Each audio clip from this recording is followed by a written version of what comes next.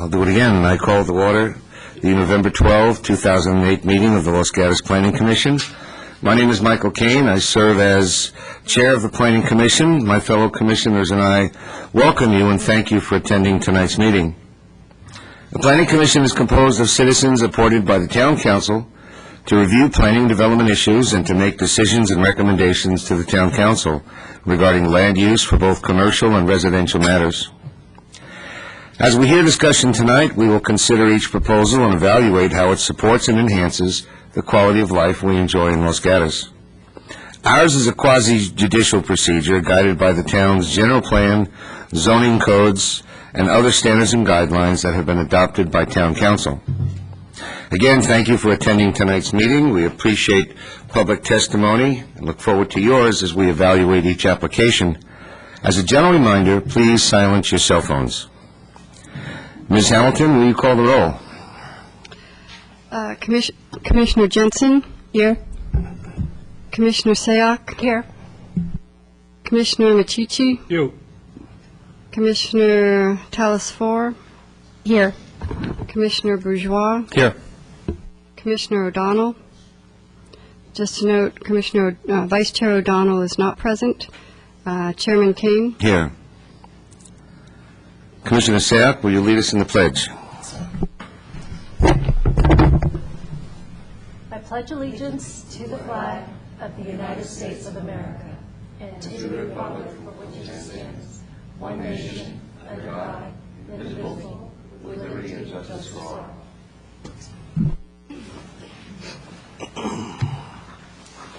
Commissioners, we have two sets of minutes to approve this evening, October 8 and October 22. Do we have discussion, or may I have a motion? Commissioner Talasfori. I will be recusing myself. I also did not. I wasn't present that evening, and I also have not had a chance to review them. Which evening would that be? That would be October 8th, the one you're talking about. Okay. A discussion on the minutes of 10/8. A motion? Move to approve the minutes of October 8th. Second? I second. All in favor? Aye. Aye. Opposed? And the minutes of October 22. Commissioner Talasfori. I move to approve the minutes of Wednesday, October 22nd Planning Commission meeting. Do I have a second? Any discussion? All those in favor? Aye. Written communications. Ms. Hamilton, we have how many pieces? Two? You have two desk items today, one for item 1, which is actually 3 or 4 emails, and then a desk item for number 5, which is some clarifications and corrections to the report. Thank you. Commissioners will take time to look those over when we get to those cases. And tonight we have no requested continuances, so we go to subcommittee reports. I need a volunteer to talk about the General Plan Committee and the General Plan Advisory Committee. Commissioner Bourgeois, thank you. Thank you. Neither of those committees have met since the last time we met, but there was a community meeting for the general plan update process, which was, I believe, on November 4th at Fisher Middle School, and I was not able to attend, but I hear it was well attended. It was well attended. Was successful. Yes. And regarding the general plan updates, the consultants are hard at work, and that's why we haven't met yet? That's my understanding. Okey doke. Commissioner Sayoc, CDAC. The Conceptual Development Advisory Committee has not met since our last meeting. We usually meet on the second Wednesdays of the month, and there's no meeting to report. All right. Commissioner Machichi, I read that one of the meetings for historic preservation was canceled due to lack of quorum. Are we short members, or do we have a full? No, it wasn't canceled. We didn't have any cancellation. We just haven't had one since the last meeting. We've had no historic meetings. But there is a lack of a person that we only have 4 on the group right now. So Yeah, we're looking. if 2 are missing, we lack a quorum. Are we moving forward on filling that vacancy? Yes. Ms. Davis? Yes, the town clerk has advertised that and are actively seeking someone to fill that spot. Okay, thank you. And Commissioner Machichi, the architectural Have standards. not met since the last. Thank you. Commissioner Bourgeois, back to you. Can you give us an update on the Sustainability Committee? The Sustainability Committee has not met since the last meeting that Commissioner Sayoc reported on, and I believe they're trying to finish up the emissions inventory before we meet again.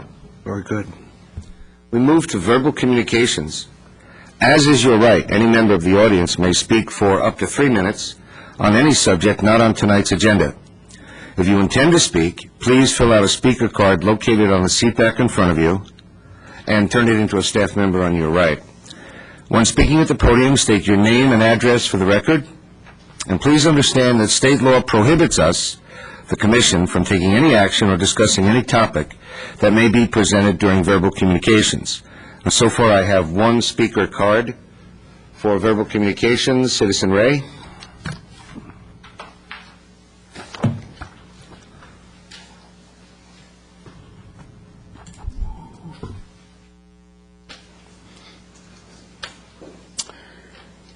Well, here it is, PE time, post-election time. Is there going to be a realignment, potentially, in the local government of Los Gatos, okay? This slimeball Glickman, of course, will be gone. To take his place will be Mr. Rice, okay? Who, as we all know, lied before he even got elected, okay? And he went into a enhancement, a party to support him from the community rapist, DeSantis. Unbelievable. And I'm telling you and the audience, the dollar bill gang of Los Gatos is starting to make their move. And if they aren't regulated by the people of goodwill of Los Gatos, it'll turn into just another modern-day Sodom and Gomorrah, if you will. Modern-day Sodom and Gomorrah. Evil. Where greed, evil, and the dollar bill are the only considerations. So, also I want you to know, I don't do the Pledge of Allegiance anymore in Los Gatos, okay? Because there's too much greed, evil, and corruption in this local government. That's personified by this guy Lortz. He didn't put up the story poles on DeSantis, as he's supposed to, and he wouldn't open the property to the Planning Commission and to the public so they could view it. And that is unbelievable corruption of state law. It is so ugly it's not to be believed. So I am here to protest Loser Lortz and his lies and his frauds, okay? And we will not quit. We'll be waiting for the next DeSantis, too, to come along. So the three of you who vote to support the people, and you know the three I'm talking about, or four, have big heart, because we're going to have a referendum in this community as to who is there and who cares about the mountain, natural beauty, parks, and open space. If nobody in this town cares about it, I'm gone. I'm not going to live in a community where the dollar bill is all that has any value. I will not live here. Thank you, Mr. Davis. Can you sum up, please?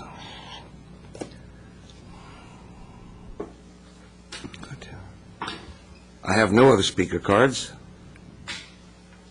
so I will move on to the consent calendar.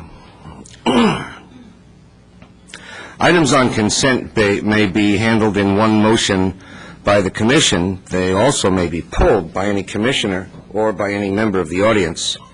So I look first to the Commission to have a motion to approve the consent calendar, or does someone on the Commission wish to pull the item?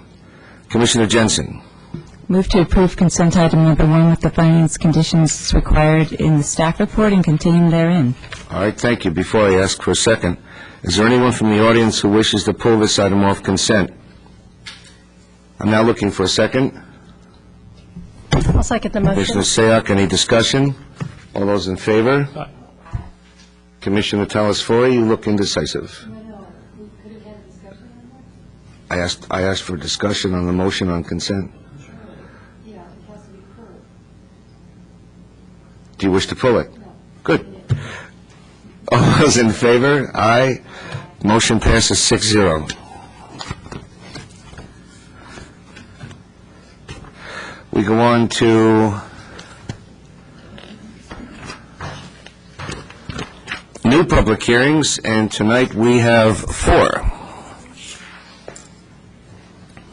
Our first being item 2 on tonight's agenda, Shannon Valley Ranch, that's Shannon Oaks Drive, and Mountain Laurel Lane. Is she still talking to me? This is Plan Development Amendment, PD 08003, requesting approval of a Plan Development Amendment to allow an accessory structure, paren S, close paren. The applicant and property owner is Kevin C. Thompson and Greenbrier Homes. Ms. Hamilton, do we have a staff report? Yes, Ms. Davis will give the staff report this evening. Ms. Davis, thank you. Good evening. Shannon Valley Ranch is an 80-acre planned development located at the corner of Shannon and Hicks Roads. The new street names are Shannon Oaks Lane and Mountain Laurel Lane. We have 13 lots that were already developed with new homes by Greenbrier, the developer, and there's a 14th lot that has yet to be developed, and that was retained by the seller of the property, and at some point we'll see a new house there, but it's still still undeveloped, and that's the one up at the top on the knoll. The maximum floor area for the houses was established by the plan development, and that was a maximum size of 4,850 square feet with an average of 4,650 square feet. The question of floor area did come up during the architecture and site approval for the homes, and at that time the town council approved 800 square foot garages, but we didn't have any discussion about accessory buildings. So now that they've subsequently been sold a number of the homes, the developer still owns 3 of them, and the remainder have been sold.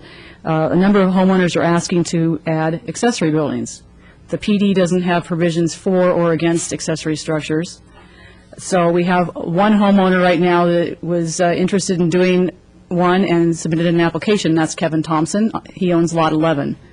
The CDAC considered a specific request by Mr. Thompson in March, and those minutes are attached. Subsequently, the developer added on to this application so that we could answer the question for the whole project and not do this lot by lot or look at a single lot independently. I think that one of the reasons we got into a floor area maximum on this particular project was the PD was originally approved in 2002. At that time, we didn't have a floor area restriction for lots greater than 30,000 square feet. The hillside standards were adopted in January of '04, following approval of the PD. We are following those when people come in with landscape plans.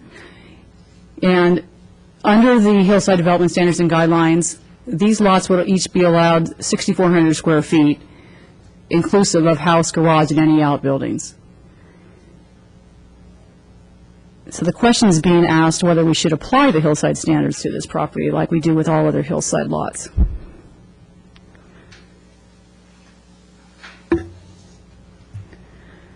There is a specific proposal for Lot 11. That does not need to be decided on specifically this evening, but the owner gave us enough information in terms of, the style that he wanted to do to match his home, where it would be located, and he put up story poles so that the question of whether it was visible or whether it would impact any neighbors could be answered. If the plan development amendment is approved, then an architecture and site application will be required for that specific structure. So you don't need to make a specific decision on Lot 11 at this point. The question is, do we want to allow accessory buildings in this development? You could potentially approve it on just Lot 11 since we have a specific proposal, but then we might have more of these coming forward on an individual basis, and it gets very time-consuming for everybody involved, and it's very expensive for an individual to amend the PD to add a structure like this. So it seemed appropriate to answer the question for the whole development one way or the other. The commission is a recommending body in this case, Because it's a plan development, it's technically a zone change. We wouldn't be changing the zoning from the existing HR 5 PD, but we are amending the ordinance that governs the property, so it's still considered a zone change, and the council is the deciding body. So the commission will be making a recommendation to council on this. There is a required finding that the plan development amendment must be in compliance with the general plan. And we also would want to say that the proposed structure and then any subsequent structures that may be allowed will be compliant with the hillside development standards and guidelines. Right now, there's 3 ways of approving an accessory structure for a hillside parcel. If it's smaller than 450 square feet, it is done with a building permit. If it is between 450 and 600 square feet, we do what's called a minor residential development application. And if it's larger than 600 square feet, it's an architecture and site application. This particular structure for Lot 11 would be an architecture and site application because it's 650 square feet. 650? Yes. Depending on what amount of floor area an existing lot has right now, the potential increase in floor area with enclosed structures would be between 750 to 950 square feet on independent lots, right, and still meet the 6,400 square foot maximum established by the hillside standards. And that concludes the presentation. We're happy to answer any questions you may have. Thank you, Ms. Davis. Commissioners, any questions for staff? Commissioner Bourgeois. Thank you, Ms. Davis. Just to be clear, this is only applying to accessory structures, and the building square footage limitations that are set forth in existing PD will not change. Correct. The houses couldn't be expanded under this. Okay. And not having been around when this original PD was developed, or was not on the Conceptual Development Advisory Committee, I noticed they expressed some hesitancy to change the PD based on how much work went into the PD itself. So I'm just wondering if you could comment on, and if any of my fellow commissioners during discussion were on the CDAC at that time, I'd like to hear what those concerns were and if staff has an opinion on it. Commissioner Callisford was on CDAC at that time, and on the Planning Commission at that time. yeah, and we had also one of the council members expressed that concern, that so much went into this PD, should we change anything? So, that was something that was raised. We had another council member that felt it was appropriate if it was consistent with the hillside development standards and guidelines. So can't tell which way the council would want to go on this issue, since one was one way and one was the other. Staff feels it's reasonable to allow them to develop to the hillside development standards and guidelines, because that is something that would be allowed for any other hillside lot in the town. And we didn't have that document in place at the time this thing was approved. So now we have rules and regulations set up to govern an accessory building. And each accessory building would still go through the process, whatever of those steps is appropriate. Right. It just wouldn't require a zone change. Correct. Okay. And, of course, if we felt something wasn't appropriate, we wouldn't necessarily approve it. It could come to the Planning Commission, which would not be typical, but anytime we have an application we don't think is appropriate for a site, we do forward it to Planning Commission, whether it's required to do that or not.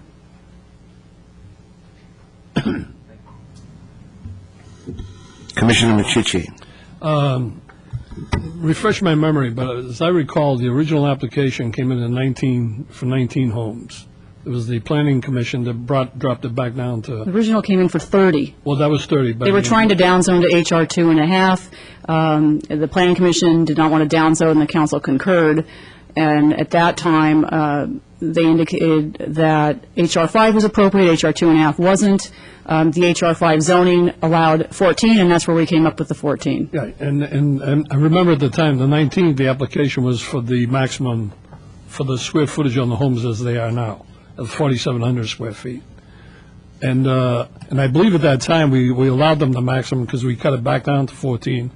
And I believe we would have at that time increased it to the 6 if, in fact, we would have been allowed by the hillside specifications at that time. So I think there was quite a bit of work that was done on that to bring it back down to that area. And I'm only mentioning that because I see no problem with the 600-foot addition to this place at all. They're large lots, very large lots, and can take that type of building. So. We would have a few restrictions on location. For example, the uphill lots, Right. 6 through 11, we allowed some additional grading through a plan development amendment in 2006, and those lots have retaining walls and have a valley gutter for drainage above them, and they couldn't put an accessory building beyond that point. They also have open space easements within this project. 45 acres of this site was granted as open space, and so none of the structures could go in within that open space area. So all those uphill lots have open space easements over portions of their property, and the ones along Shannon Road or in Hicks Road do as well. Commissioner Sayoc. Ms. Davis, if the project had been subdivided under our normal process and this were to go forward, would there have been limitations on accessory sizes or accessory buildings? Or is it just because it's a planned development? It's because it's a planned development and because a planned development is very specific in what we're allowing. And at the time, I think accessory structures just weren't really contemplated. It's a lesson to be learned. When we have a future PD in the hillside, we need to write that into it. And then the subsequent question to that is, why was it worked as a planned development versus just regular subdivisions? I don't know why it originally came in as a PD, except that they were asking to downzone the property from HR 5 to HR 2.5, and we were doing a rezoning and a general plan amendment with that. The process wouldn't have been any different. If it was a straight subdivision, they could have potentially done that. But they weren't asking for exceptions in terms of, height or coverage or setbacks or anything like that. We didn't make any exceptions to any of the rules of the zone to approve that project. Commissioner Telesfori. Yeah. The only thing I will add, since my fellow commissioner asked if any of the CDAC members could elaborate a bit, was that the CDAC review for me is paramount because of who makes up what the composition of the committee, which is the mayor, the vice mayor, and 3 planning commissioners. And the gist of the whole thing, the intent for all the 11 comments they made was that we maintain a rural atmosphere and ambiance of that area out there. And the 4 comments that I'm reminded of and I reviewed was that we would have better rationale for the increase in floor area ratio, try to minimize the number of buildings within the PD, visibility was an issue, and no more excavation besides, being hesitant in modifying the PD. But those were the reasons to modifying this PD was the 3 I mentioned before, modifications. So it wasn't like, wow, let's do this, but not that we can't be reasonable. So I think that if and as we continue to discuss, we can maybe draw out what is reasonable. So I think we need to be cautious. Commissioner Bourgeois. Thank you, Ms. Davis. If I could follow up, you talked about limitations on where these could be located on lots 6 through 11. Are there any limitations on the other lots? Because if I remember correctly, there's like 3 landscaping zones. There's like an intense one right around, and there's kind of a natural one, then it's supposed to be natural area. Are there... We restricted the fencing location. We also restricted the amount of turf that can go on these properties to 5,000 square feet maximum. When they do landscaping, we are looking that they don't put ornamentals beyond 30 feet of the construction area. An accessory building could potentially go outside those fence lines, but we do have open space easements over the other lots as well. The ones along Hicks Road have, there's an easement that runs all along Hicks where the trail is, and so there are limitations on some of the other lots, not just 6 through 11. Okay, thank you. Commissioner Telesfori. And I do have one more question. In the original approval process for this PD, we did ask for a community benefit. Isn't that correct? So my question to you is, in this modification, would there also be some kind of an incremental community benefit request? It's not required. The community benefit offering is triggered by traffic usually, or an infill project. When they're adding traffic impact, which this project did, the community benefit, the big one on this was the 45 acres of open space out of the 80 existing. And then they put some trails in and connected up to Santa Rosa, the Alta So Sierra subdivision incremental, and- yeah, incremental to me could be something like maintaining or improving a trail or improving landscaping along Hicks, something like that. I don't know, would that be something we need to look at or we should consider? Who could It answer that wouldn't be question? typical, but perhaps the town Then attorney this could isn't- weigh in on that. This isn't typical either, is it? Thank you. Ms. Davis, one of my primary concerns comes from the CDAC minutes of March 12, 2008, and there were 11 comments recorded, and we've covered visibility and excavation, and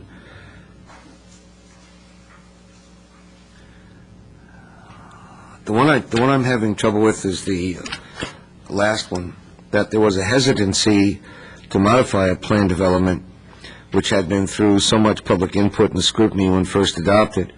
I believe one of the proponents of that idea was Commissioner Talasfori, and I believe the other was the mayor, Mayor Spector. I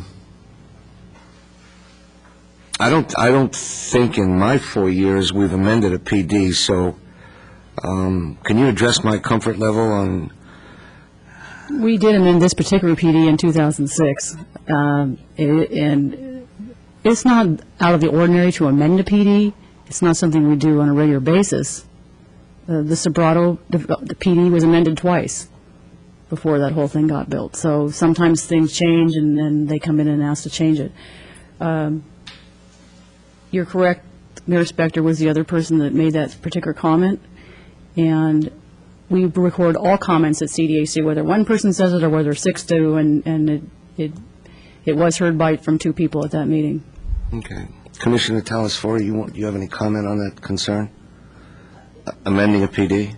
Other than the fact that it was a concern and an issue that we weren't really, it meant that, will all PDs now have I guess they would have the right to come back for amending, and then this went under such public scrutiny, lots of hours, lots of people, and I think that the generous offering of the council to include 800 square feet beyond what the original house square footage was allowed was something they thought was extremely more than generous and would cover the garages plus the extra storage that seemed to be needed for I don't even know, other vehicles or just plain storage. And so we thought that would be covered. The point is that we were trying to maintain, to keep the intensity at a level that would maintain this rural ambiance. And when I went out there today, I was reminded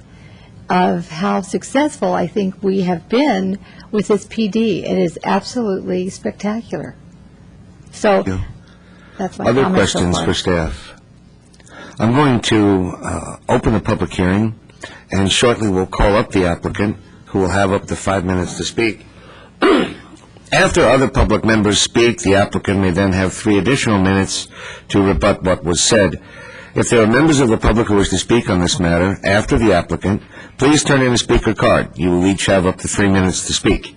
And now I call the applicant, Kevin Thompson.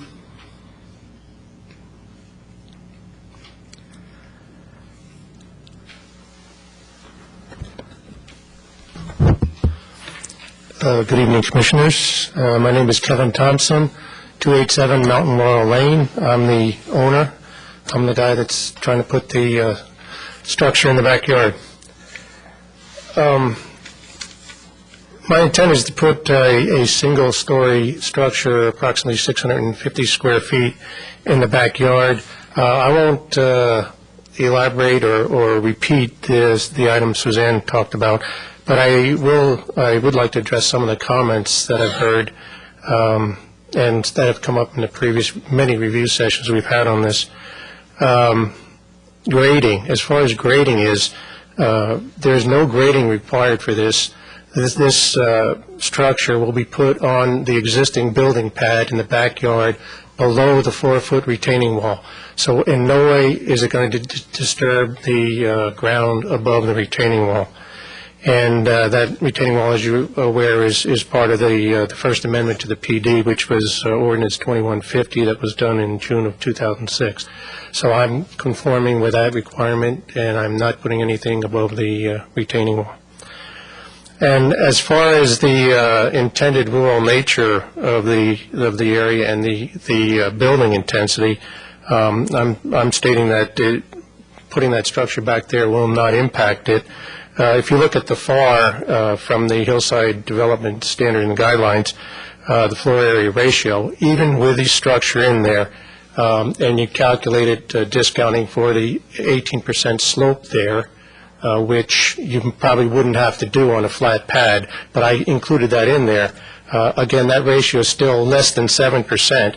And if you look at the Hillside Development Standards and Guidelines, the lowest numbers there are about 18%. So 18 to 19%. So I'm still 1/3 of what would be granted by the Hillside Development Standards and Guidelines. As far as the amount of impervious area under use there, I calculated it to be about 10% of the total area there. So again, it's a fairly low amount of, including all these structures, swimming pool, hardscaping, and the new structure, it's still a fairly low percentage. And of that, the new structure is only 1/2 of 1%. So it's still, again, maintaining the rural nature of the area and complies with what I think is the intent of the PD. Visibility was another issue we brought up. Lot 11 is fairly unique in that it's enclosed by two sides by the hills, and so you're down in a hole there. The third side is enclosed by the house, so the visibility is very limited. What you see, unless you walk up on the trail and you can look down and see it. It's also concealed by trees and foliage from the direct visibility from the public roads of Shannon and Hicks. So you have a hard time actually seeing in the backyard there. And last, what I've done is, as part of the landscaping, on the exposed eastern side where I'm closest to the neighbor who isn't in yet, that house wasn't sold yet, I planted trees and bushes to conceal along that side. So I've tried to limit the exposure of the neighbor's view on that side. And last one, the item that came up was neighbors' input. I generated a petition which I walked around and went to all the neighbors inside the development and immediately on the Shannon Road and Hicks.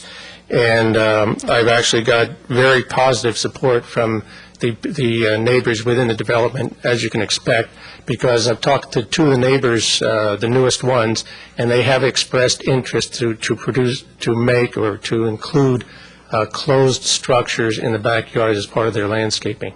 So these are the two newest neighbors. The rest didn't have much of an interest. There was really, the other item was there's really no negative impacts from the other neighbors that were outside of the property on Shannon Road and Hicks, and they actually didn't seem to mind. They didn't care about this. So those were the comments I kind of made. Again, I didn't want to repeat the issues that Susanna brought up, but that's all I have. Thank you. Are there questions for Mr. Thompson? Seeing none, thank you. I have one speaker card, Citizen Ray.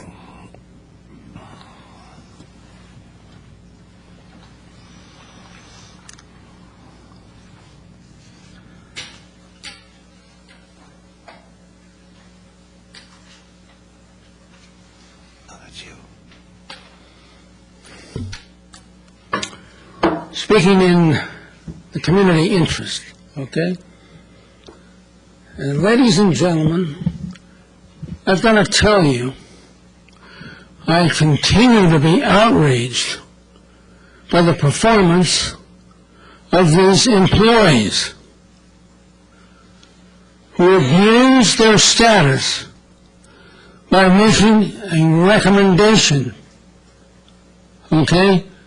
And I ask you, where in the town code does an employee get the authority to use their discretionary judgment without any public input or input from the commission and make you a recommendation for approval. I can only, after many years doing what I do, I can only ask the question, are these people on the take? Is that what motivates them to exceed their authority? I will continue to ask that over and over again until we get some answer from what I perceive to be very corrupt and dishonest and deceitful performances by these employees. I'll be back.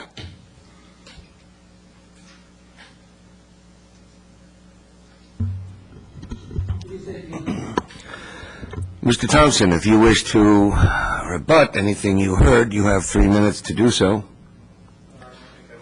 All right. I'm going to close the public hearing and turn to the commission for discussion or a motion. Will the commission give a show of hands those who visited the site? And are there any disclosures or additional evidence that needs to be put on the record? Then let us begin with Commissioner Machici and move to his left. I'd like to announce I'm not on the take, but I have no problem with this request. Sound offensive to me, Commissioner Machici. I can't believe it. Thank you. I was with this application from the very beginning, when they were asking for 30 lots. In particular, knowing that this thing is not going to be visible, that it's well within the standards of the Hillside spec right now. My comment is I have no issue with it. I'd like to hear my other fellow commissioners, but hearing no negatives, I probably would make a motion to go ahead with this thing. All right, Commissioner Sayoc. Okay. I was not with the commission when this was first brought forward, and I do appreciate Commissioner Machici's comments, because in general, when plan developments come forward, I like to be respectful of the commission and the staff and all the work that went into the decision of the plan development. And I echo what some members of the CDAC members had said, that there was a lot of public comment, there was a lot of work, there was a lot of staff hours that went into this. And when this application was brought forward to CDAC, I had also mentioned that to the applicant, that I understand the applicant's concern that he would like some consistency with the hillside development standards and guidelines, and that to me is fair. However, when you do have a plan development and it's brought forward and there's significant public comment to it, you're assuring people that what they see is what they get. And oftentimes these amendments that come afterwards, the public may not be as involved, and so is that a disservice to those that had spent so much time and effort reviewing it the first time? So I'm really grappling with that, of a plan development and having what was decided upon and all the justification put forward into that, versus an applicant's preference to change that to suit their own personal need. And so I do appreciate Commissioner Machici, since he was there and he was involved with the discussion that went forward at that time, and I would like to hear my other commissioners and their thoughts on the matter before I make my own decision. Commissioner Jensen. I appreciate both comments that we've heard already. I was not here in 2002 for the consideration of the plan development or on the CDAC at the time it was considered. It strikes me, in contrast to what commissioners, or not in contrast, but with respect to what Commissioner Sayoc has said, the hillside design standards and guidelines were not in place at the time of the plan development. There was a lot of public input and work that went into those, and how the hillside should be developed and what should happen. It strikes me that the plan development at the time it was developed was more restrictive than what we have in the hillside design guidelines and standards, and I think a lot of work and public input went into those. So my position is, if rather than consider these kinds of things piecemeal and come in for a zoning change every time that someone wants to do something, my position would be to forward, because all we're doing is recommending this to the town council. The town council, seems to me, can decide whether it's appropriate to amend the plan development or not, because after all, it's their authority to do that. But it seems to me that by recommending that, what we're really doing is saying we will treat these lots as we treat every other lot in the hillside. And by not amending it, I think we're actually not treating them the same. So I agree with Commissioner Machici. Commissioner Bourgeois? I came into this meeting a little hesitant to, I prefer to be deferential to previous decisions. I know a lot of work from a lot of smart people went into this PD, but I would concur with what Commissioner Jensen says. However, I would like to see maybe a little more specificity in condition number 9. I like the recommendation of possibly limiting the number of accessory structures to 1 per lot, and perhaps even to put a square footage number on that, because in condition 8, when we talk about the residents, we have hard numbers. And so I think for the residents to know what they can and can't do, I think it would be nice to have a little more specificity in that condition. For example, I think they would be allowed up to 6,400 square feet, and if the house size is 4,850, garages are about 800, that's 5,650, which leaves about 750 square feet for an accessory building, and what we're looking at tonight is 650. So I think that's a reasonable request, but I would like to maybe have that maximum number in the condition, just so that we don't come in with these huge multi-part accessory structures.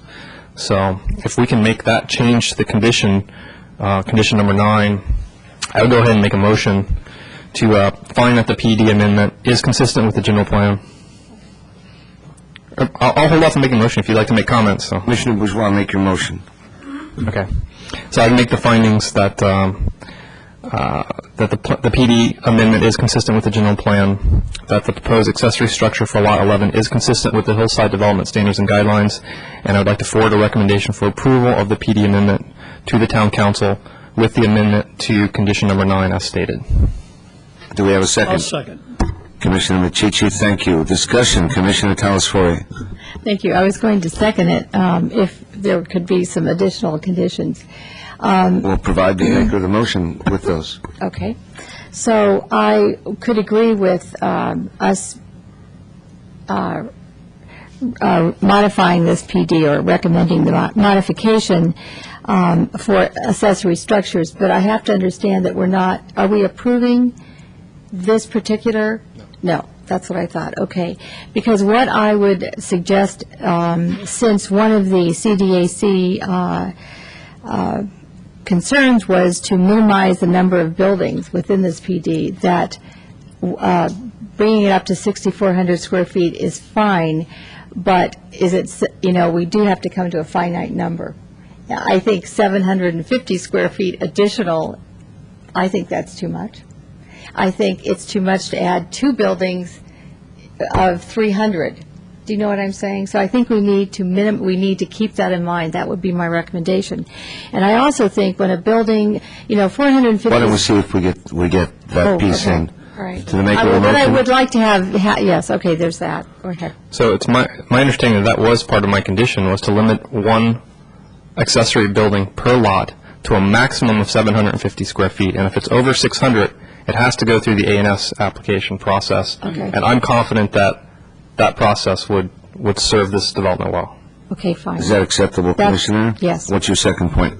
My second point was, even though 450 square feet can be approved at the staff level, 450 square feet could be a small house. I would like to at least, especially with this PD modification, I would like to recommend that it at least come back on consent. Any structure that might be approved out at this Shannon Valley Ranch, would it come back on consent to this commission? Because of all the work and scrutiny that it's gone before us, I would be very pleased with that, I think, and I would like to make that To recommendation. the maker of the motion. Through the chair, if I could ask maybe a clarification, it sounds like Commissioner Talsford was concerned about the use of that outbuilding when she was referencing that it could be a residence. Oh, no, I'm sorry, I was trying to make that a comparison because of the size. Its architecture would be extremely important in these cases, period. architecture and site would be extremely important, because it could also, in this one case of the project in front of us, the 650 square feet isn't impacting, I mean, there won't be any excavation. However, we don't know what could happen in the future. I would just like to be assured that we could see it on consent. I would be amenable to any application that required an A&S application to come to us on consent, but I'd look to the seconder and perhaps even staff for some comment on that. Let me ask a question. Your motion is for this specific lot? No. No, we're not making a decision on Lot 11 tonight. We're making an amendment to the PD, and my understanding is they still have to go through the A&S process. So we still could see 13 separate, potentially 14 separate applications. We're not approving everything at once right now. Is that correct? That's correct. Good. What Commissioner Bourgeois is, he's suggesting that if it requires an architecture and site approval, which would be a structure 600 square feet or larger, then that comes back to the Planning Commission, as opposed to all accessory buildings. Good. Thank you. And you wanted 450, Commissioner? Yes, as consent. So let's stay with that narrow question to the maker of the motion. No, I would like to stick with my saying that if it requires an A&S, we would like to see it on consent. All right. I think that's a good line in the sand. I got it. Further discussion. Also, this is a recommendation, so do we do it? Commissioner Telesfori. I'm sorry. So sorry. This is a recommendation, so do we do it in the form of a motion? We do, okay. Yes. And if you have reservations about the motion, since it is a recommendation, we'll make extra certain that your reservations are made known to council. Yeah, thank you very much. As they have been on the record so far. Thank you. Other discussion? Seeing none, I'm going to call the question. If we understand the motion, all those in favor say aye. Aye. Aye, opposed? Motion passes 6-0. Ms. Hamilton, do we have appeal rights? Do we have appeal rights with the recommendation? No, this is a recommendation forwarded on to council, and their legislative action would then make its way to the court if anybody had issue with it. Thank you. Thank you, Mr. Thompson. We go to item number 3 on tonight's agenda, and regarding that item, my personal residence is within 500 feet of the conflict of interest map, for which reason I'll be recusing myself from this item. Commissioner Bourgeois will chair this discussion, and I will return upon its conclusion.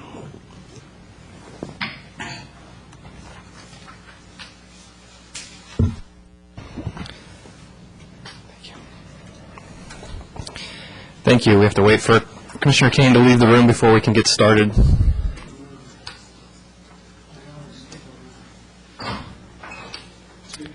Okay, thank you. Item number 3 tonight is 64 Chester Street.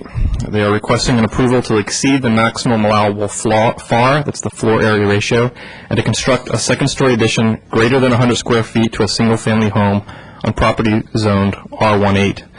This is APN 529-08-012. The applicant is Mr. Gary Schlow, and the property owners are Eric and Nancy Sternberg. Ms. Hamilton, do we have a staff report tonight? Yes, Ms. Davis will be giving the staff report this evening. Thank you, Ms. Davis. This property is located on the north side of Chester Street, east of University Avenue. There's an existing residence that was built in 1949, and a detached garage is a single-car garage. The house is currently 1,759 square feet. There are a mix of 1- and 2-story homes in this neighborhood. The existing parking situation on this lot is non-conforming because they have a single-car garage, and although they can park the other vehicles in the driveway, those are considered in tandem spaces because they don't function independently. Staff looked at this site pretty carefully, and we don't see a way of adding another parking space that actually meets the code. And because the driveway accommodates additional vehicles, they can clearly get 2 vehicles off the street. They just can't put them side by side or in a configuration that would allow them to back up independent of one another. So that does take an exception to parking, and there's findings for that in your attachments that has all the findings and considerations for the application. The applicant's requesting to exceed the allowable floor area ratio and to construct an addition to an existing second story. The addition is 363 square feet, and this would exceed the floor area ratio by 220 square feet. There are several other homes in the area that exceed the floor area ratio for those properties, but they are by a lesser margin than this proposal. The house would be the largest in the immediate neighborhood and would have the highest FAR, and that's why staff forwarded it to the Planning Commission for consideration. The addition has been set back from the first floor and is set well into the roof to minimize the mass from the street. The proposed design will fit the streetscape in terms of the height and the massing. It doesn't look like the perceptible change would be something where you could stand there and feel that the house is actually larger than any other on the street. The Commission has three options with action on this particular item. You could approve the request as proposed. You could approve it with modifications through changing conditions of approval, or you could deny the application. And that concludes the staff report. Thank you. Do we have any questions for staff? Commissioner Machici. This application came before the Historical Committee, and if I recall at that time, the design was well received by the Historic Group.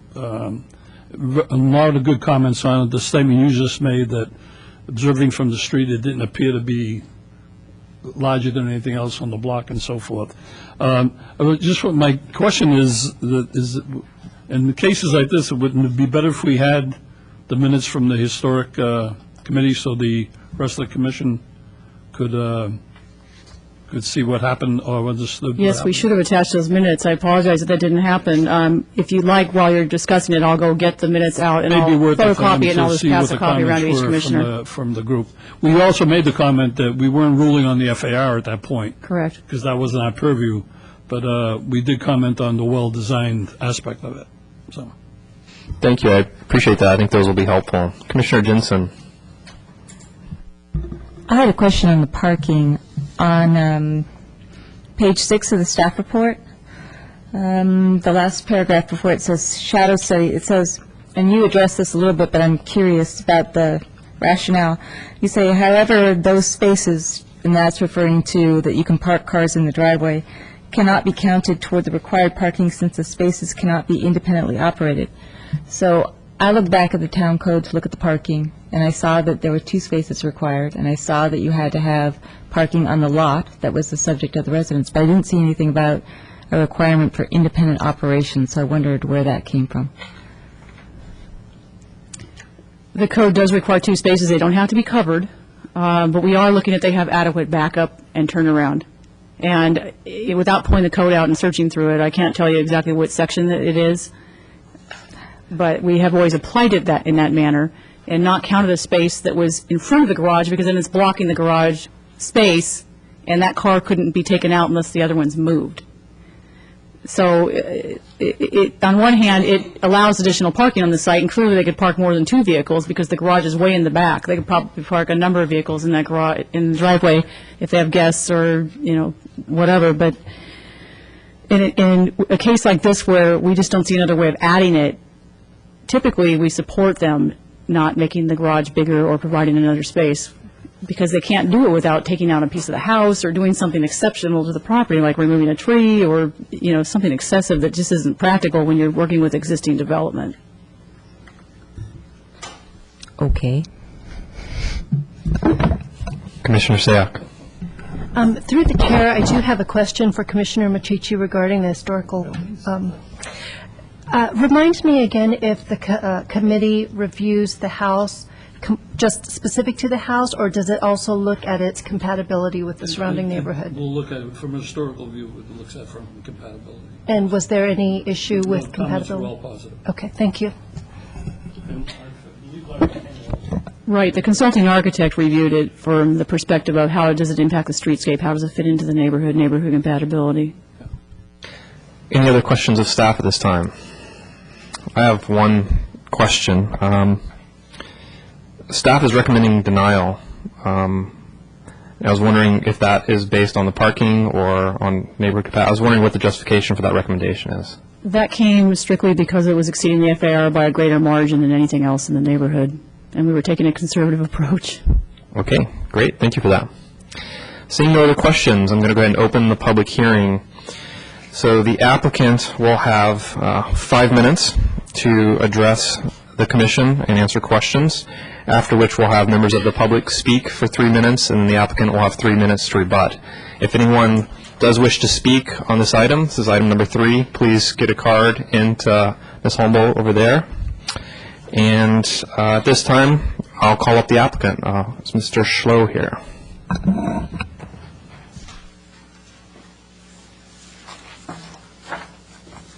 Good evening, Acting Chair John and members of the Planning Commission.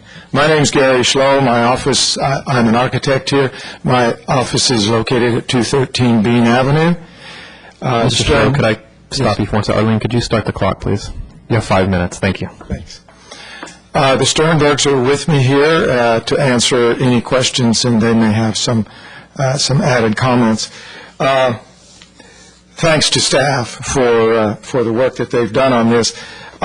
Since we're talking just immediately about parking, one thing that I did look at, and I was really concerned about the compatibility issue of parking at the Sternbergs' house and parking at everybody else's house within 2 or 3 blocks.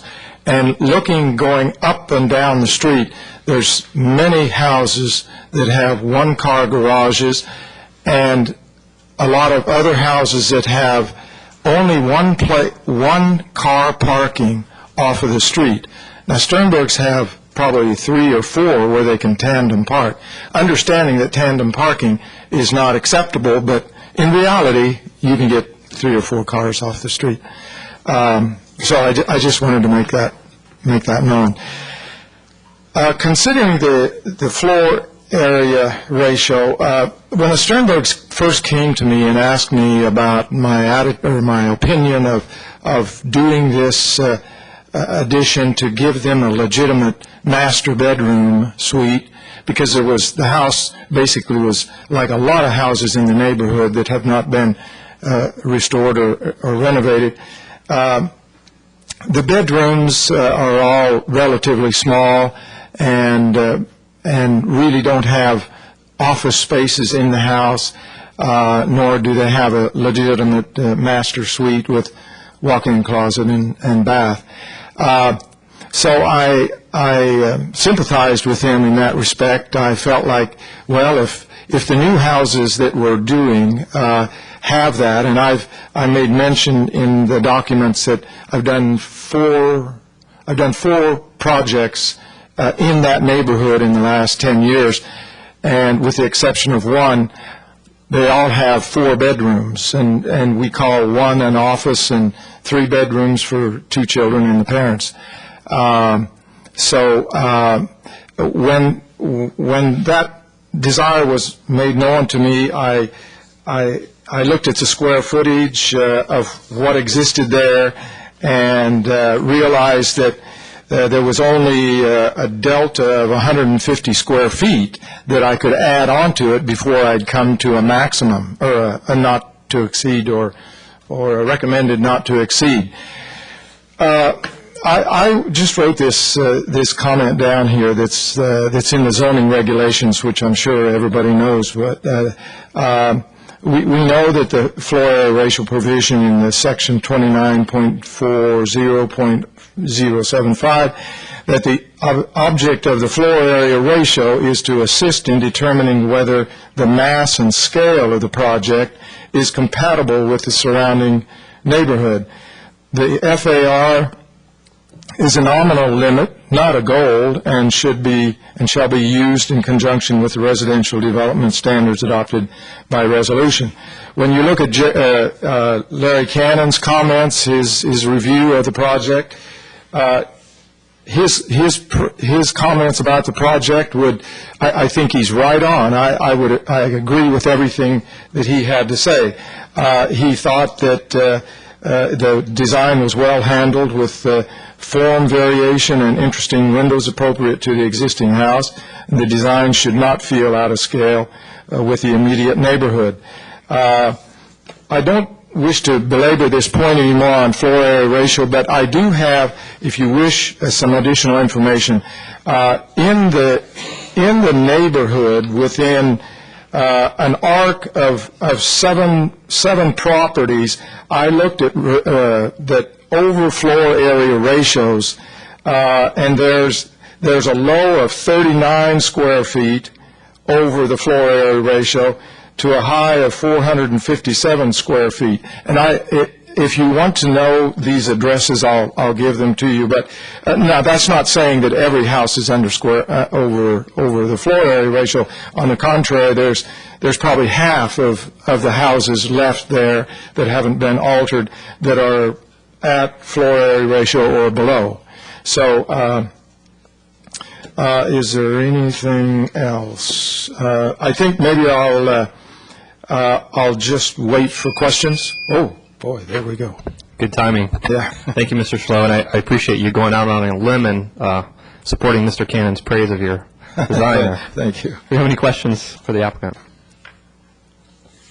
All right, I see none. Thank you very much. Okay, we'll call you back in a few minutes for rebuttal. I have 2 speaker cards. If anyone wants just to speak on this item, please get your cards in. The first speaker is Mr. Kevin Crane.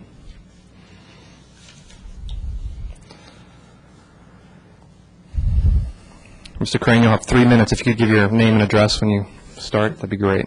Sure.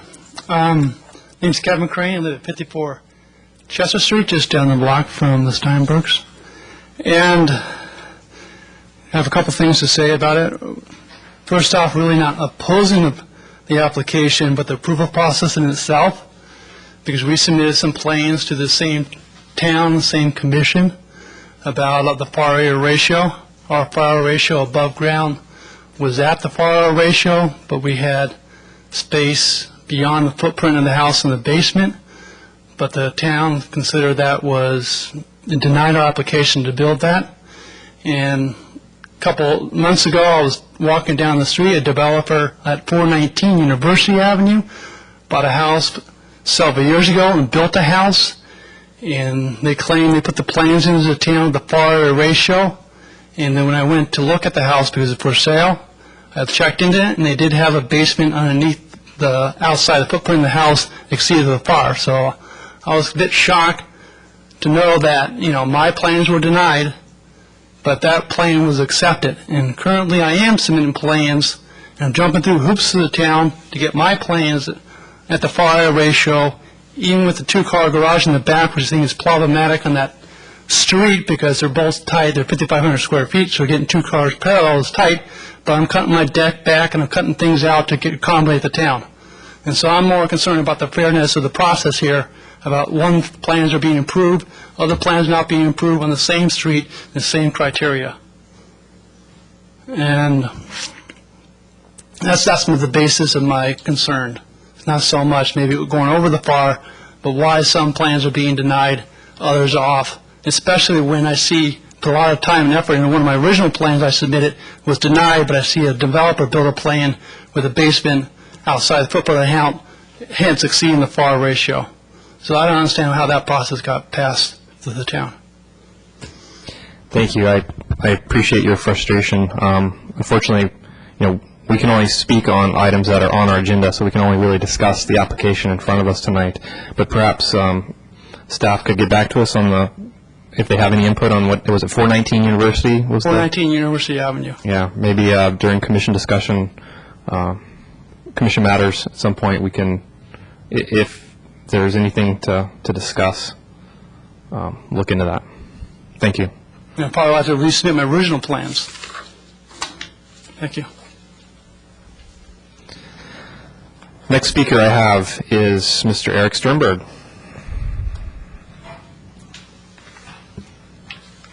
Good evening. I'm the owner of the house with my wife, Nancy, who's seated behind me. And I just had a couple of comments. I don't think I'll use the whole time, but we did review the plans with our neighbors, surrounding neighbors, and everyone was overwhelmingly positive based on the fact that the plans actually improved the house. They improved the aesthetic appeal of the house. That's that's why we got the support from them. And also, it is supported by the consulting architect, as Gary mentioned earlier. He was very positive about the plans, and it's done in a way that it improves the house. So those are my comments. Thank you. Thank you. Does anyone have any questions for the owner? Seeing none, Mr. Slow, you will have 3 minutes to rebut or make any closing statements you wish to make. Don't feel like you have to. No? Does anyone have any questions for Mr. Slow? Why don't you come to the microphone? Commission has questions. Commissioner Talsfor. It's just a very short question, and it's on parking, the tandem parking. When you were talking about the tandem parking, were you meaning a garage with tandem parking or just the driveway with tandem parking? Just a surface. The surface with And, tandem parking? not necessarily covered, Right. because we don't need covered, but we need, yes. Okay, I would say, and I know you've done a lot of homes in this area, but I would say that's rather typical for what we see in a lot of these older neighborhoods. Absolutely. Okay, Yes. thank you. Any other questions? All right, then I'm going to go ahead and close the public hearing. I'd like to thank everyone who spoke on this item. And I'll turn to the commission now. Can I start with a show of hands to everyone that visited the site? And please let me know if there's any additional disclosures or evidence you need to enter into the record at this time. Seeing none, we'll start with commission discussion, and I believe we're going to start with Commissioner Sayak and move to her left. Commissioner Sayak. Okay. With this project, I do want to acknowledge staff's discretion in bringing this project to us. I understand that they were being conservative because it does exceed the floor area ratio, and I certainly appreciate that because exceeding the floor area ratio can certainly disrupt the harmony of a neighborhood. And so I think given that, it's always good to look at these projects on a case-by-case basis.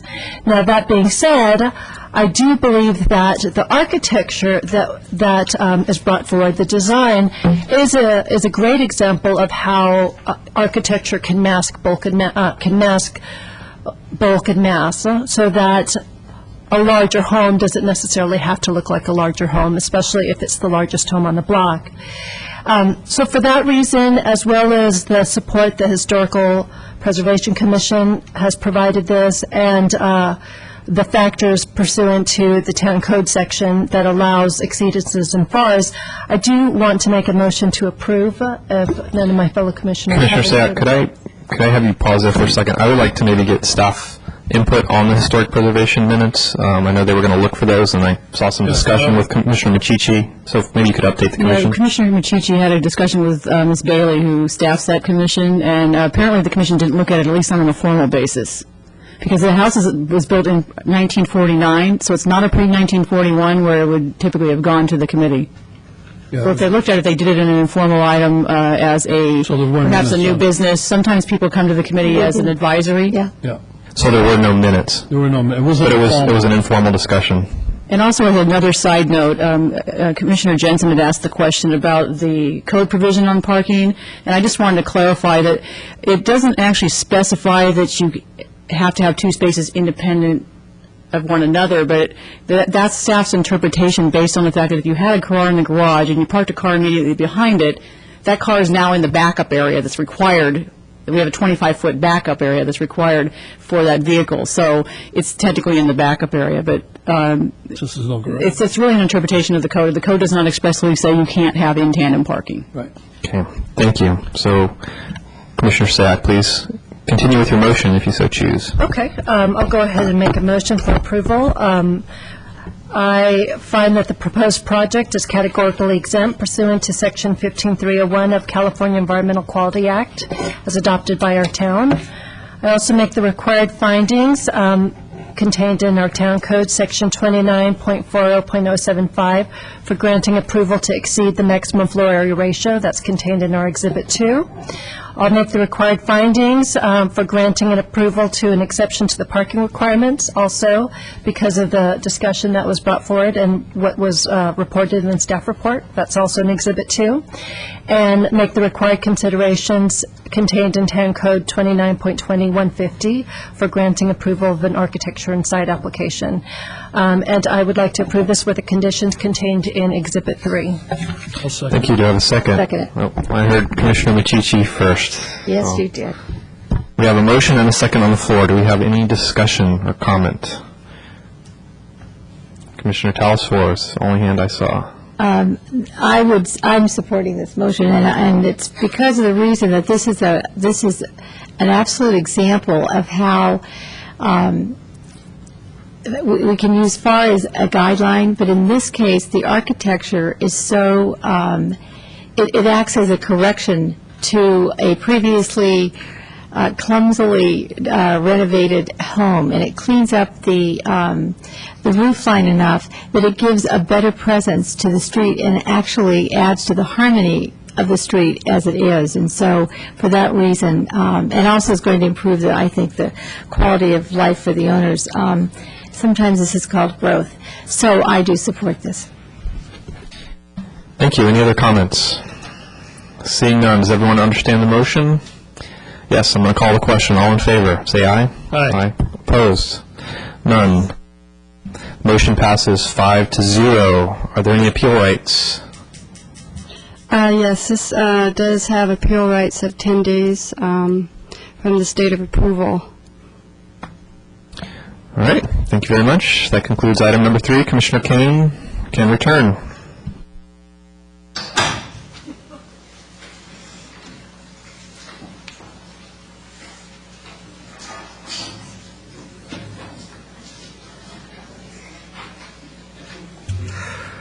Thank you, Commissioner Bourgeois. We have 10 minutes after 8. Does anyone want to take a short break? I'd like to take a 45 minutes. We're ready to go. Item number 4 on tonight's agenda is 16286 Los Gatos Boulevard, conditional use permit U08013, requesting approval to convert a single-family residence to a community food pantry and to permit an alternating use of parking on property zoned R18. This is APN 532-06063. Property owner is Calvary Baptist Church. The applicant is West Valley Community Services. And Ms. Hamilton, do we have a staff report? Yes, Ms. Bailey will be giving the staff report this evening. Ms. Bailey? Thank you, Chairman Kane and members of the Commission. The applicant is requesting approval to convert a residence to a community food pantry to store and distribute prepackaged food to lower-income families. No exterior changes are proposed to the building. The pantry will be open to the general public on Tuesday, Thursday, and Saturdays from 4 o'clock p.m. to 8 o'clock p.m. The applicant is also requesting approval for an alternating use of parking with the adjacent Calvary Baptist Church in lieu of constructing an on-site parking lot. Calvary Baptist Church has offered 20 parking spaces during the hours the pantry is in operation for the clients and staff, and that is 10 spaces above what is required for the proposed use. Temporary signs will be installed at the parking lot to identify the location of the parking spaces for the proposed use and will be in place during the pantry hours of operation, and then they will be removed when the pantry is not operating. Calvary Baptist Church is 47 spaces above what is required for the church. Therefore, the 20 spaces will not be needed by the church during the pantry's hours of operation. Staff recommends that the application be approved since there is a need that this service be localized. Last year, the applicant provided 23,000 pounds of food to low-income families living in Los Gatos through its food pantry program in Cupertino. There currently is 164 Los Gatos Montessorino clients that use the Cupertino facility, and they typically have unreliable transportation and due to the rising cost of gas and PTA and things like that, there is a need for this. Staff also supports the request for the alternating use of parking, and the reasons outlined in your Planning Commission report is that the pantry will only be open a few days and hours during the week. The parking demand can be met by a parking lot that's adjacent and that's underutilized, and that the church that is offering the parking has an excess of 47 parking spaces, and the construction of the parking lot will only be used for a short period of time, and there's alternative parking lots available, and due to the town's best management practices to reduce the amount of impervious surfaces, it's really in the town's best interest to utilize an existing paved parking lot. And that concludes staff's presentation. Thank you, Ms. Bailey. Questions for staff? Commissioner Jensen. Maybe I've missed it somewhere in the staff report, but I was just trying to figure out the access. I realized that the proposal is to use Calvary parking. So is the access only through the Calvary signalized intersection at Los Gatos Boulevard and Nino? It would be if you were going south. If you're coming north, then yeah, it would be. It's that area, correct. Now there is a driveway. At the house? No, it will not. Well, the goal is not to be using the driveway for the house, and there will be pamphlets made available to the staff and the clients using the facility to illustrate where those parking spaces are and how to access them, and those pamphlets must be reviewed by town staff before they send them out to the public. Okay, thank you. Commissioner Bourgeois. I had one question. Now I have a second one, though. So that paved driveway right next to the house will only be used for exiting, or? That's actually a question for the applicant, because there are two driveways. The assumption was they would use the main driveway, but there is the question if someone could use the narrower driveway beside the brick house. Okay. And my original question was, and again, this may be for the applicant, but I noticed the new deck that's being built. I'm assuming that is to be wheelchair accessible, but it looks like it's going right through where the existing porch is. And is the porch being taken out? Is it going to require A&S? No, the final design will be done through the building permit process. The applicant has several alternatives he's been working with the building official on, so we are working on the best solution for that. Okay. But is my assumption correct that it's just for wheelchair access? That is correct. Okay. Commissioner Telesford. And this could be also a question for the applicant, but I'll start with you, Ms. Bailey. So deliveries are going to occur on the subject site, but trucks have not been mentioned. Are they small delivery vans, or what are we talking about? That would be a question for the applicant. Thank you. Ms. Bailey, on Exhibit 1, which is the map of the location map, where we have blacked out this subject space, is that the brick house? No, it's the lot next to the brick house. So the brick house is not on this map? It's on the actual Calvary Baptist Church site. Right. And so there's another residence to the north of the subject house? There is a commercial office building to the north. Thank you. Other questions for staff? We're going to open the public hearing and we'll shortly call the applicant, who will have up to 5 minutes to speak. After other public members speak, the applicant may then have 3 minutes to rebut. If there are members of the public who wish to speak on this matter after the applicant, please turn in a speaker card. You will each have 3 minutes to speak. And I don't have any speaker cards, so you can't speak. Could you tell us who you are, and please turn in a speaker card? I will. After you're done. I am Pastor Matt Turner. I actually represent Calvary Baptist Church. So I also represent the applicant as well, because I also have a relationship with them. So I'm here. First, I'd like to start off by thanking Sandy for all of her hard work. This was our first attempt at the process for a different application, and it was a a long process for us, but she made it very easy for us, and we really appreciate all of her hard work and all of her efforts in order to get something that our town needs and get it before you today. So we are coming before you asking that we take this home. I don't know if you remember, but this home was one of the worst blighted areas that the town experienced. The police department consistently thanks me whenever I see them, and we're trying to take it from something that was a blight on the community where actually 6 men lived and had a dump truck at one time there, and turning it into something that's a light for the community, which is something that Calvary that ourselves are not going to benefit from. West Valley is just providing a service, and it really is something that we're very excited about. We're partnering with the town, with West Valley, and the church itself partnering with Second Harvest. It's something we're very excited about. You've heard that there's a need of 164 families, so the need is definitely there. And this facility really goes from being something that has no use whatsoever to being something that's a huge asset for the community. So I will tell you, you had a lot of questions, so I'll try and approach those. The driveway issue, there is not actually a driveway to the house itself. It's dirt. So there's no paved driveway there. There's a cut into the street that will not be used.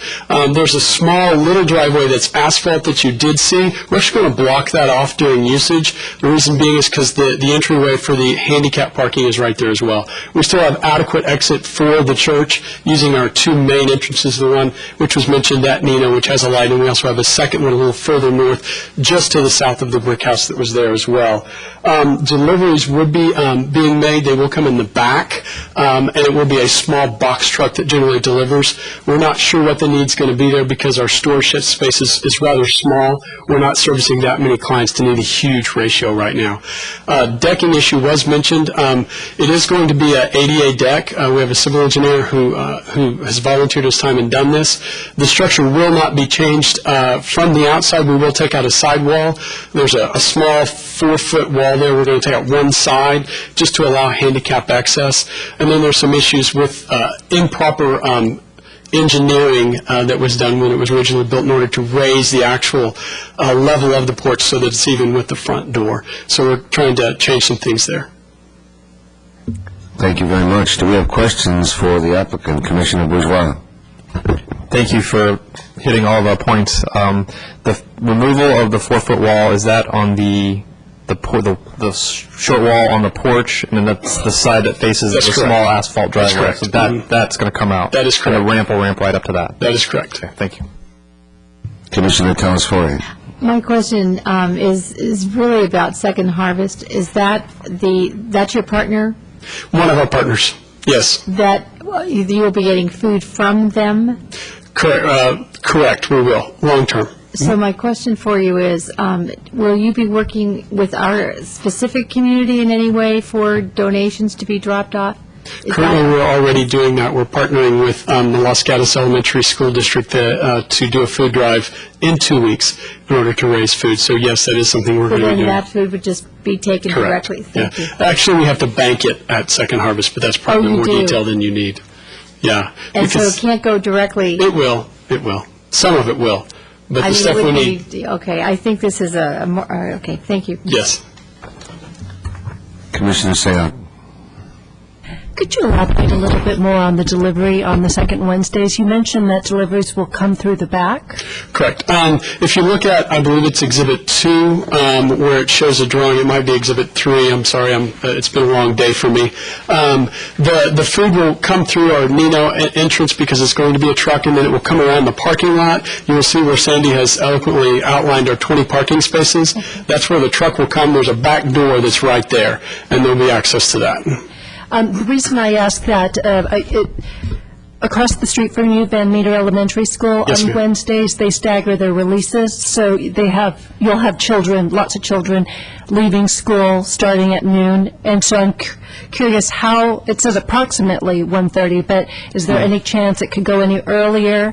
And if that were the case, can you perhaps provide a little bit more direction to drivers so that they're aware of the children that are exiting? I'm going to allow Naomi, she's the Executive Director of West Valley, to answer that. Okay. Good evening. That's something I'd have to be in discussion with Second Harvest Food Bank. You know, they have their deliveries scheduled out, but if we needed to, we could make that special request. Right now, I couldn't answer that, but we would take that into consideration as we we move forward. May we have your name and address for the record? Naomi Nakano Matsumoto, Executive Director of West Valley Community Services, and I'll give you my work address, 10104 Vista Drive, Cupertino. Thank you. Do you have a card too, so that they couldn't spell your name on the fly? Also, if the children's issue becomes a problem, we do have a second gate on Shannon Road that we leave locked, that we could open just for access for Second Harvest, and thereby would alleviate that issue as well. Thank you. Commissioner Jensen. Commissioner Sayak asked one of my questions because I was concerned about the school as well. This is kind of a follow-on. You mentioned that you're going to block off one of the driveways, the asphalt driveway. Yes, ma'am. Would you be amenable to blocking off the dirt as well? Because when school lets out or at other times in that immediate area, there's children and parents picking up children and bikes and dogs and chaos everywhere there, right, as you probably know. I do. So I would be very concerned to have another possible access coming back out to the street that's not signalized or controlled in some fashion. So would you be willing to block the entire access out to Los Gatos Boulevard? You're talking about from the actual house itself? Yeah. I think that's something we could take into consideration. We're definitely not going to say no. Whatever this commission and the town feels like we need to do, we're willing to look at and do as best we can. Okay. Thank you. Other questions for the speaker? Thank you. I have no other speaker cards. We've got one. I may have one additional speaker card. Sandy, would you please?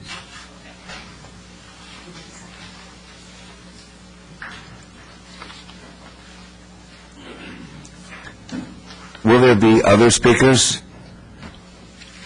Could you submit your card, please?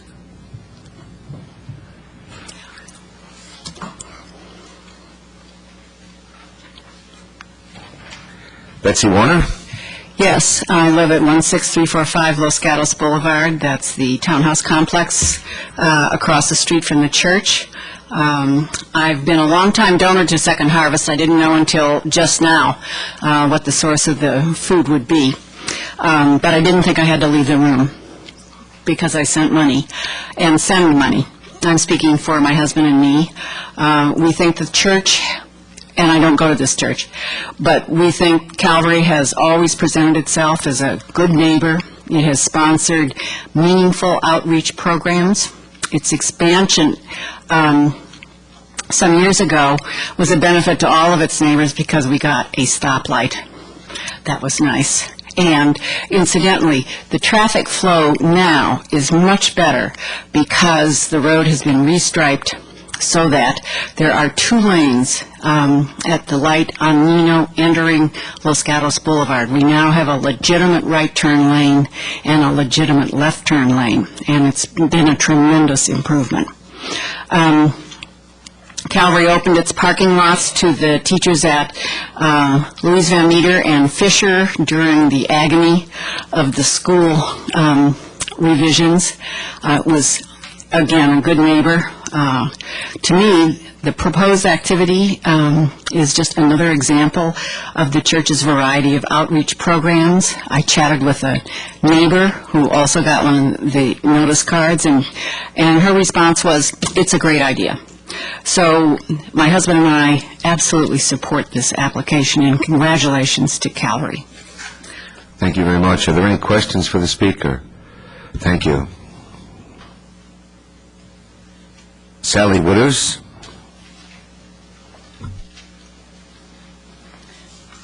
Good evening. I'm Sally Witters at 1823 Lorinda Drive, San Jose, California, 95124. I am a member of Calvary Church. I do encourage you to consider this with approval and say yes. We as a church do care very much about the members of the community, and I think in these economic times it will save those families who will have need of the food pantry to be able to not have to drive as far as Cupertino and have the gas to pollute the air of our cities. I'm one of the people who volunteered and helped paint the house to improve its how it looks, to make Los Gatos Boulevard more appealing visually as you drive down the street. We have many, many people who are very positive and looking forward to being able to help members of the communities in need through the assets of the church. Thank you. Thank you very much. Any questions for the speaker? Thank you. Well, Reverend, these were terrible reports we received. Anything here you wish to rebut? I did not hear anything, I don't think, so thank you. Then I'm going, Commissioner Telesfori, there's a question. Sure. One more question. I noticed when I was out there, I know that you painted it, and thank you very much, but would you be treating the surrounding grounds with any landscaping, or improved landscaping? We would like to, because we're both nonprofits, and it is a difficult year for nonprofits. We're relying on donations, and I will say this, to be honest, when I approached a couple of sources, they were like, the town of Los Gatos will never let you have that food pantry there, and so they weren't willing to talk about it until we had gone through this approval process. So. Okay. Thank you. Thank you. Commissioner Telesfori, I'm impressed. Were you seeking a way to donate? That's very kind of you. I was thinking that it could be a Step right project up. for the town. I would like to make a motion as well. Maybe I can close the public hearing first. Yes, dear. I was reviewing the guidelines for commissioners given to us by town council, and one of them provides that the chairperson cannot make a motion, cannot second a motion, or I would. Commissioner Telesfori. Thank you for letting me have this opportunity. I am so pleased about this. Thank you so much for taking care of our own residents and thinking of us. I couldn't think of a better model for recycling than a house for this use. So with that in mind, I would like to, and because it's part of our human services element in the general plan of the town of Los Gatos, and because it's essential and a desirable role in the community, and conditions of approval to regulate the days and hours of operation which reduce potential traffic and parking impacts are in place, I would like to make the motion to approve conditional use permit U-08-013. The applicant is West Valley Community Services, and I'll wait for a second. I'll say a second. Commissioner Bourgeois? Second. Discussion.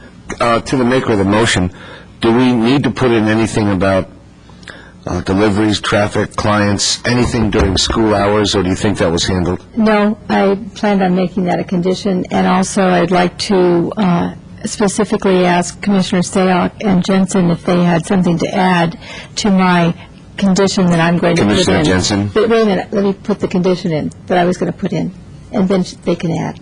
Okay? Any way you'd like. I'll just Okay. wait for you. With the condition that on Wednesdays, that delivery is from the access of your back driveway to Shannon Road, the gateway, whatever that is, okay, on Wednesdays for sure. And then Commissioner Sayoc or Jensen, what would you add to that? Yes, Commissioner? Oh. Commissioner Jensen? I would request that make a motion add specifically that I'm not sure that it needs to be made from Shannon so much as the signalized intersection at Nina, but I think that we should specifically request that there be consultation with the school district about the optimum hours when the release of the children is, so that the deliveries can be coordinated, and I'd like to put that in. I'd also like to make a specific condition, since it was mentioned by the applicant, to close off the asphalt driveway and to consider closing off the dirt driveway so there's no access from the house onto Los Gatos Boulevard. Maker of the motion? I would agree with that. Seconder? Yes. Further discussion? Seeing none, I'll bring the question. If we understand the motion then, all those in favor say aye. Aye, opposed, motion passes 6-0. Ms. Hamilton, are there appeal rights? Ms. Bailey? This decision is appealable to the town council. There is a fee for filing appeal, and the appeal forms are available in the town clerk's office. Thank you. Thank you.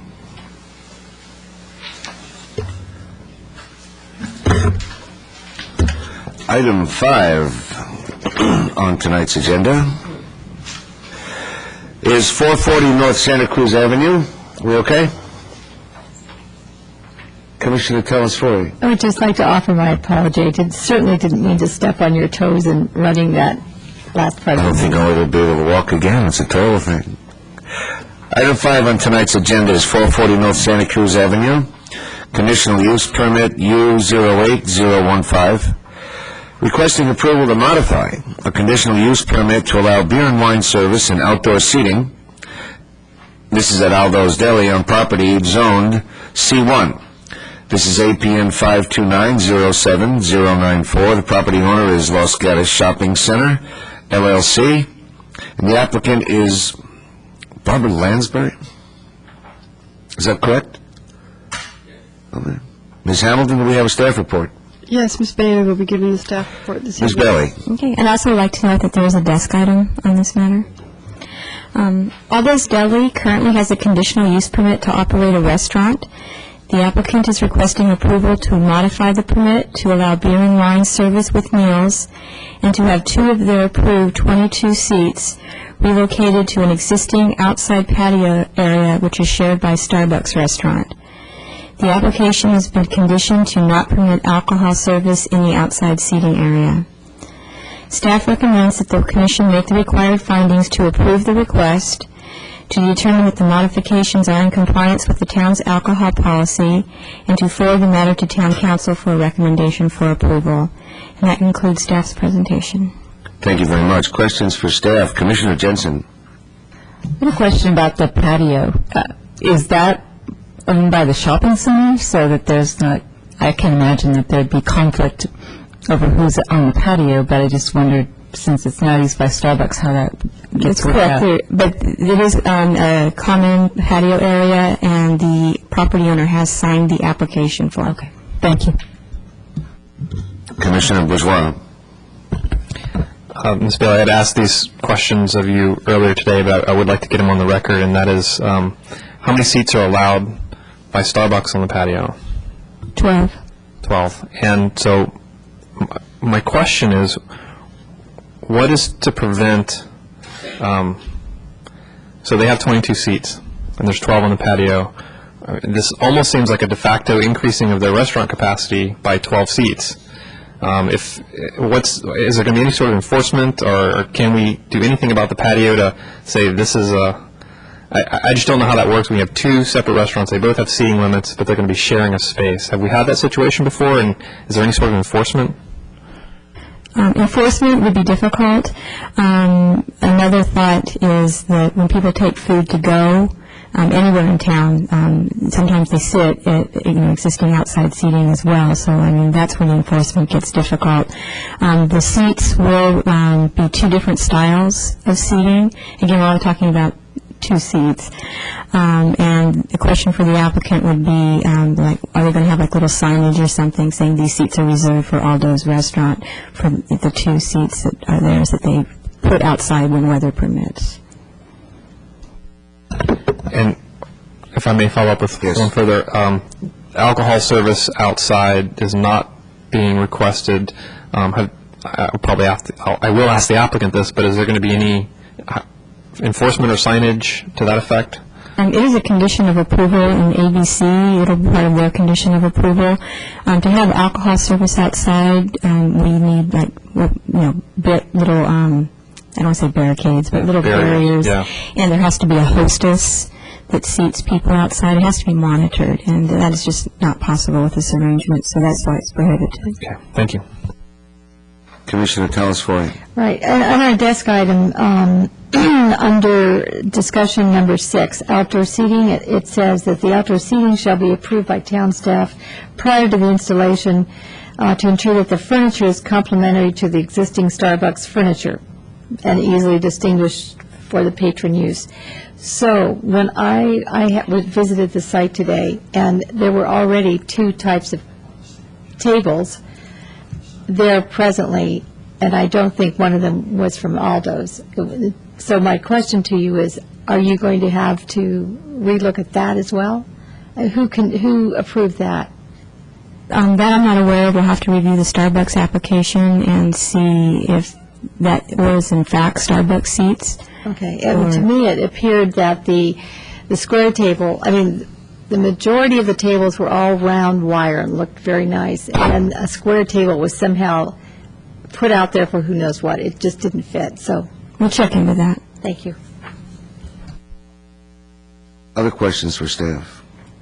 I have a comment for staff. I'll try to put it in the form of a question. Did you know that on certain hours of the day, certain days of the week, Starbucks can turn into a teen center? On my 3 visits, that's the latter 2 prompted by the first one, there are a lot of children, young people, skateboarders, in that immediate area, sitting on the steps, sitting at the Starbucks tables, and I just had a heightened awareness of there just simply can be no booze going outside that door. The proximity to a teen center and having alcohol on the veranda just is something I'd be very concerned about. Other questions for staff? Seeing none, I'm going to open the public hearing and shortly call the applicant, who will have up to 5 minutes to speak, after which any other members of the public may speak for up to 3 minutes, and the applicant may then have a 3-minute rebuttal. If there are members of the public who wish to speak on this matter after the applicant, please turn in a speaker card. I now call the applicant, and not seeing Ms. Lonsbury, I'm going to call Aldo Maresca.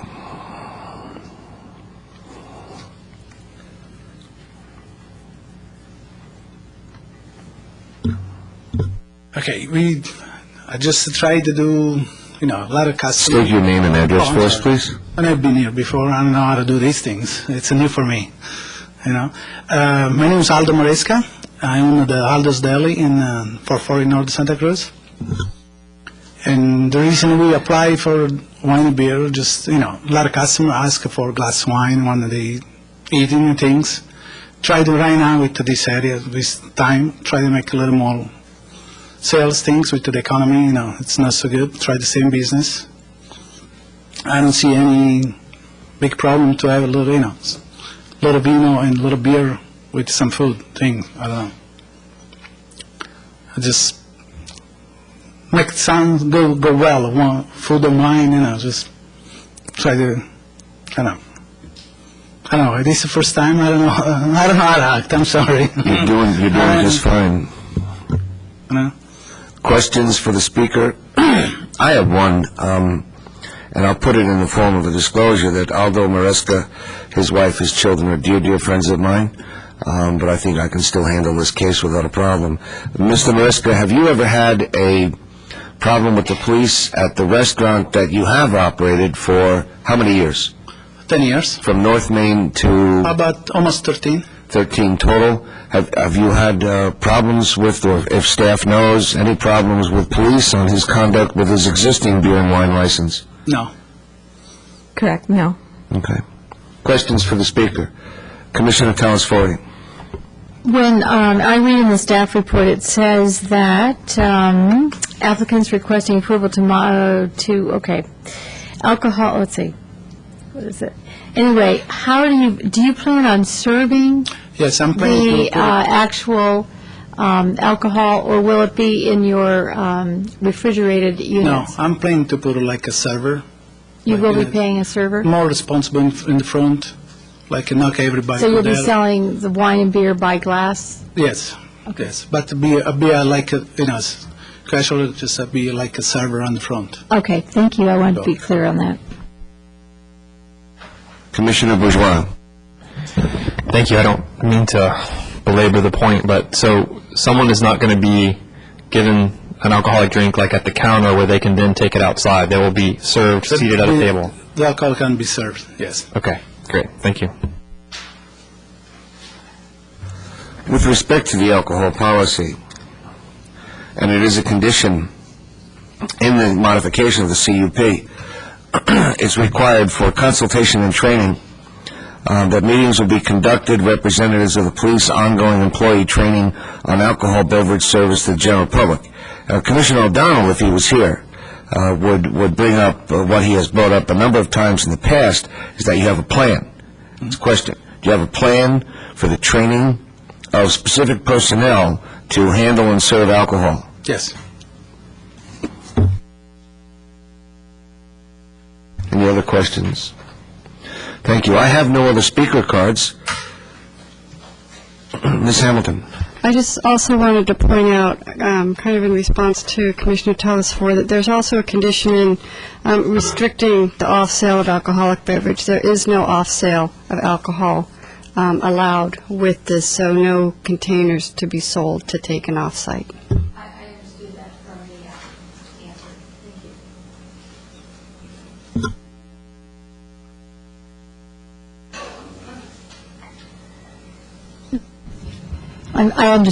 you. I understood that. Thank you for clarifying it, but I understood that from the applicant's answer. Thank you. Then I have no other speaker cards. I'm going to close the public hearing. Thank you, Mr. Maresca. Thank you. And turn to the commission for discussion or motion. First, commissioners, a show of hands, those able to visit the site. Thank you. Are there disclosures or additional evidence that need to be put on record in addition to the one that I made? Thank you. Then let us begin with Commissioner Bourgeois and move to his left. Thank you. If I could perhaps get a clarification from staff on yes, on recommending, since alcohol is involved, we're just making a recommendation to town council, That is correct. including the seating. So, is the recommendation just for the alcohol portion of it? It's all one It's application. all one application. Okay. Yeah, we always tread lightly where new alcohol licenses are involved, but I think looking to guidance that we've received from council on their previous decisions, I think, in my opinion, alcohol service at this establishment is appropriate. The Main Street Burger comes to mind as something that I believe this commission was hesitant with and council approved. I think this site is more appropriate given the type of food and what they're asking for. I'm very pleased that no alcohol will be served outside. I was also a little concerned about this just really expanding the seating for the restaurant by having the shared space, but having some sort of designation with a different style of table, maybe a little sign, kind of eases that concern. I know there's no way to enforce or police that, so I think this is a very reasonable request. And so I'm going to go ahead and kick this off with a motion to approve conditional use permit. Sorry. Pardon? To recommend, yes, thank you, after I just asked that question. To recommend approval of conditional use permit U-08-015, and I can make the findings that this project is categorically exempt pursuant to section 15301 of the state environmental guidelines, and I can make the findings as required by section 2920-190 of the town code for granting a conditional use permit, that the proposed uses is desirable to public convenience. The applicant has expressed the desire, has presented evidence that he has customers asking for these services. It will not impair the integrity of the zone. I think it's actually a good use of that shopping center and that space. Will not be detrimental to the public health, safety, or welfare. I think he has a very solid record of responsible alcohol service, and that it is in harmony with the various elements of the general plan. And finally, determine that the proposed modifications are in compliance with the town's alcohol policy. That it? Do we have a second? Commissioner Machici. I'll second it. Have we made it clear that we're making the condition, the desk item conditions are being modified? Yes, thank you. That the desk item revisions are included in the conditions of approval. That would be items 5 and 6. Discussion. I don't want to amend the motion, but I want to, since this is a recommendation and will be reviewed by council, I want to underscore my concern for the amount of young people at the neighboring business. And if council wants to look into that further or provide some reasonable restrictions, that would be okay with this commissioner, because it does from time to time look like a teen center away from the venue. Other discussion. Commissioner Telesfori. I would just say I'm a little concerned about how anyone's going to be able to enforce people only eating at the one table. I mean, I could see myself thinking, well, there's no one sitting at the other tables. You go to the other table, I'll have you arrested. Well, I know, and so I'm just wondering if that's even if that's something that we should even be considering or putting in a Commissioner Machici may have a I solution. would suggest they buy their sandwiches at Aldo and then go and buy a cup of coffee at Starbucks. Well, there And you they can go. sit anywhere they want. That's called a partnership, and maybe that's not a bad idea. So, I mean, I just think that whole thing is a little problematic, and I appreciate, though, the effort in that thinking, but it's... Thank you very much. We have other discussion. Seeing none, if we understand the motion, I'm going to call the question. All those in favor say aye. Aye. Opposed? Motion passes 6-0.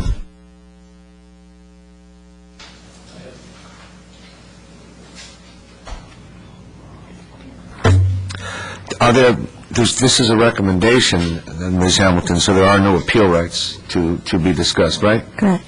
So good. We move on to continued other business, and we don't have any. So we move to new other business and begin with a report from the Director of Community Development. And we don't have any. So we move. The night is so young, ladies and gentlemen. So we move to commission matters. Are there commission matters? Oh, my goodness. Commissioner Telesfori. Yeah. A couple of things. One that I Just noticed... one second. since, Commissioner Machici, you're having a lot of fun down there. We'll just give her... Commissioner Telesfori has something I to think share it was with us. something about how soon the meeting was going to be over. Is that it? There was a little something... There's Okay. a wager on... I thought so. Oh, don't say that word. Okay. Can't do that. Did we have something Yes, there's two items for me. One, and actually the last application we had sort of brought it to mind, and that is this outdoor furniture.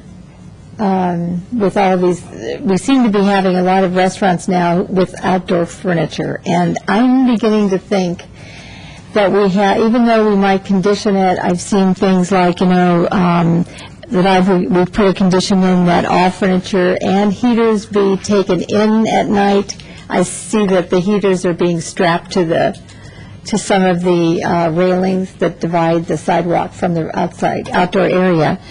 I'm just wondering if we need to maybe start looking at some stronger guidelines for this, because sometimes, or enforcement, there's one particular restaurant that seems to stack their outdoor furniture, which I've seen kids run over there to try to play on it and parents having to pull them back.